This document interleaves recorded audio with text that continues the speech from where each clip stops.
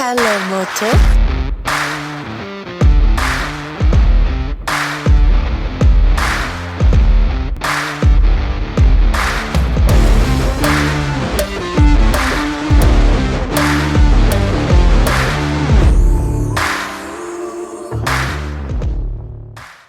Hi friends, welcome back. നമ്മുടെ ഇന്നത്തെ video motto edge 20 fusion എന്ന് പറയുന്ന ഫോണിനെ കുറിച്ചാണ്.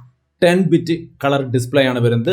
OLED display, 90 Hz refresh rate, 13ഓളം 5G ബാൻഡുകൾ അടക്കം 5G ഗ്യാരണ്ടി തരുന്ന ഒരു ഫോൺ. അതുപോലെ FM radio, NFC, think shield protection, stock Android, അങ്ങനെ ഒട്ടനവധി കാര്യങ്ങൾ ഇതിനകത്ത് വരുന്നുണ്ട്. എന്തായാലും ചുരുക്കി ഞാൻ ഇതിനെക്കുറിച്ച് പ്രധാനപ്പെട്ട കാര്യങ്ങളെല്ലാം പറയാം. കഴിഞ്ഞ ദിവസം എൻ്റെ കയ്യിൽ കിട്ടിയിട്ടേ ഉള്ളൂ, എങ്കിലും ഞാൻ ഇതിൻ്റെ പ്രധാനപ്പെട്ട കാര്യങ്ങളെല്ലാം ഷെയർ ചെയ്യുമ്പോൾ നിങ്ങൾക്കൊരു ഐഡിയ കിട്ടും ഇത് എത്രത്തോളം നല്ലതാണ്, വാല്യൂ ഫോർ മണി ആണോ എന്നുള്ള കാര്യം. സോ 1 by 1 ആയിട്ട് നോക്കാം. ആദ്യമായിട്ട് ഇതിൻ്റെ ബോക്സ് ഞാൻ ജസ്റ്റ് ഒന്ന് കാണിച്ചു തരാം. ഇതാണ് ബോക്സ്. ഈ ബോക്സിലാണ് ഫോൺ വന്നത്.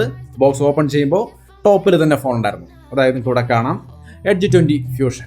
അപ്പോൾ ഈ ഒരു ഫോൺ കേസ് അടക്കമാണ് വന്നിരിക്കുന്നത്. കേസിലാണ് ഈ ഫോൺ വെച്ചിരിക്കുന്നവർ.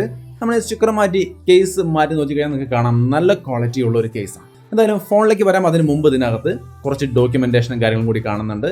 അതേപോലെ തന്നെ ഒരു 30 വാട്ടിന്റെ ചാർജറുണ്ട്, ടൈപ്പ് സി കേബിളുണ്ട്. സി കേബിളിന് ഒരു പ്രത്യേകതയുണ്ട്. ഇത് ടൈപ്പ് C to C ആണ്. അതായത് രണ്ടും ഭാഗവും ടൈപ്പ് സി തന്നെയാണ്. ഒരു ഭാഗം നമ്മുടെ ചാർജറിൽ വരുന്നത് മറ്റേ USB പോർട്ടല്ല, പകരം അവിടെയും ടൈപ്പ് സി തന്നെയാണ് കൊടുത്തിരിക്കുന്നത്. അപ്പോൾ ഇത്രയും കാര്യങ്ങളാണ്. പ്ലസ് സിം ജനറേറ്ററും വരുന്നുണ്ട്. നമുക്കിതെല്ലാം അങ്ങോട്ട് മാറ്റി വയ്ക്കാം. ഫോണിലേക്ക് വരാം. അപ്പോൾ ഇതാണ് നമ്മൾ പറഞ്ഞ എഡ്ജ് 20 ഫ്യൂഷൻ. എങ്ങനെയുണ്ട് ഈ ഫോൺ നിങ്ങൾ തുടക്കത്തിലേ കണ്ടു. കാണാനൊക്കെ അത്യാവശ്യം നല്ല ലുക്കും കാര്യങ്ങളൊക്കെ ഉണ്ട്. നല്ല ഡീസൻറ്റ് ലുക്കിംഗ് ഫോൺ തന്നെയാണ്. റിയർ സൈഡ് പ്ലാസ്റ്റിക് ആണ് വരുന്നത്. ഓവറോൾ കാണാനുള്ളൊരു ലുക്കും കാര്യങ്ങളും നിങ്ങൾക്കിപ്പോൾ ഒരു ഐഡിയ കിട്ടിയിട്ടുണ്ടാവും. എന്തായാലും എന്നെ സംബന്ധിച്ച് കുഴപ്പമില്ല. മോട്ടോയുടെ ഡിസൈനൊക്കെ ഭയങ്കര നല്ല രീതിക്ക് ഇമ്പ്രൂവ് ആയിട്ടുണ്ട്. നല്ലൊരു ഡിസൈൻ ആയിട്ടുണ്ട്, എനിക്ക് ഇഷ്ടപ്പെട്ടു. റിയർ സൈഡ് പ്ലാസ്റ്റിക് ആണ്, ഗ്ലാസ് ഡിസൈൻ ഒന്നും ഇതിന് കൊടുത്തിട്ടില്ല. ബട്ട് നിങ്ങൾക്ക് ഇവിടെ കാണാം നല്ല രസകരമായ ലുക്കുള്ള ഒരു ഫോൺ തന്നെയാണ്. റിയർ സൈഡിലേക്ക് വന്നു കഴിഞ്ഞാൽ മോട്ടോ ബ്രാൻഡിങ്ങും ക്യാമറ മോഡ്യൂളും കാണാം. ക്യാമറ മോഡ്യൂളിൽ 108 മെഗാ പിക്സലിന്റെ മെയിൻ ക്യാമറയാണ്, 8 മെഗാ പിക്സലിന്റെ വൈഡ് ആംഗിൾ ക്യാമറ, 2 മെഗാ പിക്സലിന്റെ ഡെപ്ത് സെൻസർ.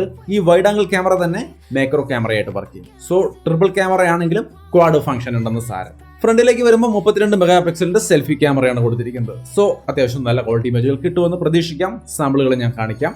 ഇതിന്റെ തിക്നെസ് നോക്കിക്കഴിഞ്ഞാൽ 8.2 mm ആണ്. 185 ഗ്രാമാണ് വെയിറ്റ് വരുന്നത്. ബട്ട് ഹെവി വെയിറ്റ് ഒന്നും ഒരു തരത്തിലും ഫീൽ. 185 ലൈറ്റ് വെയിറ്റ് ആണ്, ഹെവി വെയിറ്റ് അല്ല. അത് തന്നെയും നമുക്ക് അങ്ങനെ കയ്യിലൊരു വെയിറ്റ് ഉള്ള ഫോണായിട്ടൊന്നും ഫീൽ ചെയ്യില്ല. വളരെ ലൈറ്റ് വെയിറ്റ് ആയിട്ടുള്ള ഒരു ഫോണാണത്. വളരെ കംഫർട്ടബിൾ ആയിട്ട് നമുക്ക് ഹോൾഡ് ചെയ്യാൻ കഴിയുന്നുണ്ട്. ലൈറ്റ് വെയിറ്റ് ഫോൺ ഇഷ്ടപ്പെടുന്നവർക്ക് തീർച്ചയായിട്ടും നോക്കാവുന്ന ഒരു ഫോൺ. അതിൻ്റെ ഒപ്പം തന്നെ ഇതിന്റെ ഡിസ്പ്ലേ നോക്കിക്കഴിഞ്ഞാൽ 6.7 ഇഞ്ച് വരുന്ന വലിയൊരു ഡിസ്പ്ലേ ആണ്. OLED display, full HD display ആണ്. 90 Hz റീഫ്രഷ് റേറ്റ് കൊണ്ട് 10 ബിറ്റ് കളർ ഡെപ്ത് ഉള്ള ഒരു കിഡിലൻ ഡിസ്പ്ലേ ആണ്. ഡിസ്പ്ലേയുടെ ക്വാളിറ്റി ഒക്കെ നിങ്ങൾക്ക് ഇവിടെ കാണാം. എന്തായാലും നല്ല സ്റ്റൈലൻ ഡിസ്പ്ലേ, നല്ല ക്വാളിറ്റി ഉണ്ട്. കളറും കാര്യങ്ങളൊക്കെ കാണുമ്പോൾ തന്നെ നമുക്ക് നല്ല രീതിക്ക് ഇഷ്ടമാവുന്ന ഒരു നല്ല ക്വാളിറ്റി നമുക്ക് ഈ ഒരു ഡിസ്പ്ലേയിൽ കാണാൻ സാധിക്കുന്നുണ്ട്. നിങ്ങൾക്ക് ഇഷ്ടപ്പെടുന്നുണ്ടെന്നുള്ളത് നിങ്ങളാണ് ഡിസൈഡ് ചെയ്യേണ്ടത്. എങ്ങനെയുണ്ട് ഇതിന്റെ ഡിസ്പ്ലേ, നിങ്ങൾക്ക് ഇഷ്ടപ്പെട്ടു? ഇനി ഇതിന്റെ താഴത്തെ സൈഡിലേക്ക് നോക്കിക്കഴിഞ്ഞാൽ 3.5 mm ഹെഡ്ഫോൺ ജാക്കും, ടൈപ്പ് സി പോർട്ട്, USB 2.0 ആണ്, ടൈപ്പ് സി പോർട്ടും, മെയിൻ മൈക്രോഫോണും സ്പീക്കർ ഗില്ലും. റൈറ്റ് സൈഡിലാണെങ്കിൽ power button, fingerprint sensor integrated ആണ്. അതേപോലെ വോളിയം ബട്ടണും കാണാം. ലെഫ്റ്റ് സൈഡിൽ സിം ട്രേ ആണ്. സിം ട്രേയിൽ നമുക്ക് ഹൈബ്രിഡ് സിം സ്ലോട്ടാണ്. 2 സിം അല്ലെങ്കിൽ ഒരു സിമ്മും മെമ്മറി കാർഡും. 2 സിമ്മും 5G തന്നെയാണ്. Dual 5G stand by support ചെയ്യുന്നുണ്ട്. അതേപോലെ തന്നെ ലെഫ്റ്റ് സൈഡിൽ നിങ്ങൾക്ക് ഒരു വോയിസ് അസിസ്റ്റന്റ് ബട്ടണും കാണാം. ടോപ്പ് സൈഡിലേക്ക് വന്നു കഴിഞ്ഞാൽ നോയ്സ് ക്യാൻസലിംഗ് മൈക്രോഫോൺ ആണ്. സോ അപ്പോൾ ഇത്രയുമാണ് ഇതിൻ്റെ ഒരു ഓവർവ്യൂ. ഡിസ്പ്ലേയും ഡിസൈനും കംഫർട്ടും ലൈറ്റ് വെയിറ്റും എല്ലാം എനിക്ക് നല്ല രീതിക്ക് ഇഷ്ടപ്പെട്ടു. സോ നിങ്ങൾക്ക് എന്താണ് തോന്നിയത്? ഒരു ഫൈനൽ ഡിസിഷൻ നിങ്ങൾ എടുക്കുക.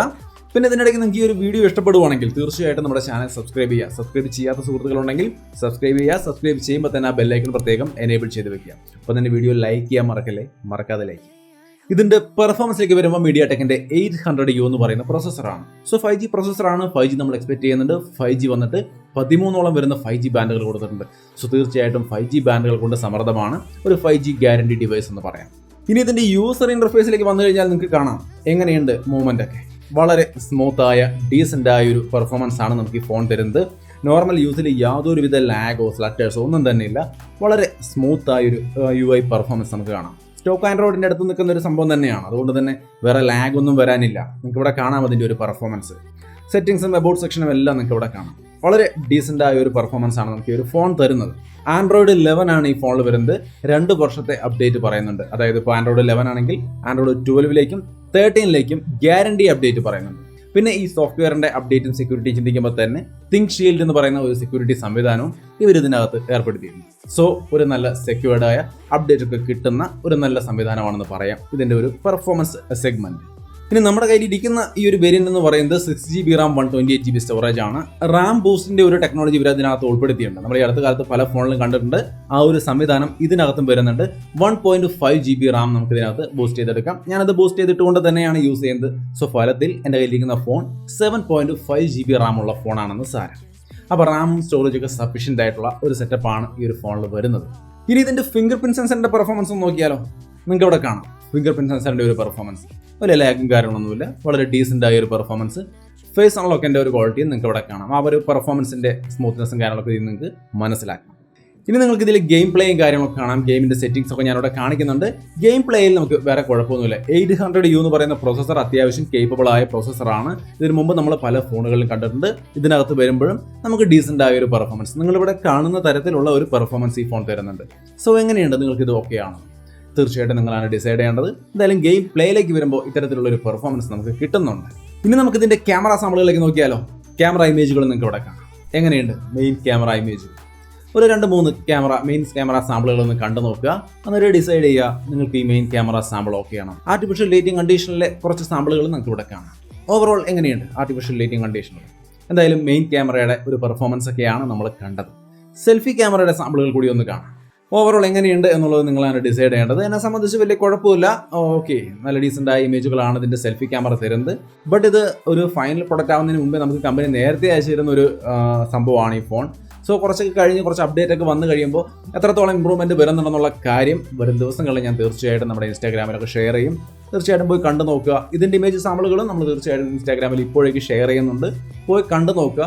ബാക്കി അപ്ഡേറ്റുകളൊക്കെ വരുന്നതിനനുസരിച്ച് ചേഞ്ചുകൾ വരുമ്പോൾ അതിൻ്റെ ക്യാമറ സാമ്പിൾ ഇമേജുകൾ നമ്മൾ അവിടെ അപ്ലോഡ്. ഇതാണ് ഇതിൻ്റെ മെയിൻ ക്യാമറയുടെ ഒരു വീഡിയോ ക്വാളിറ്റി കുറച്ച് നന്നാവാനുണ്ടല്ലേ കുറച്ചും കൂടി.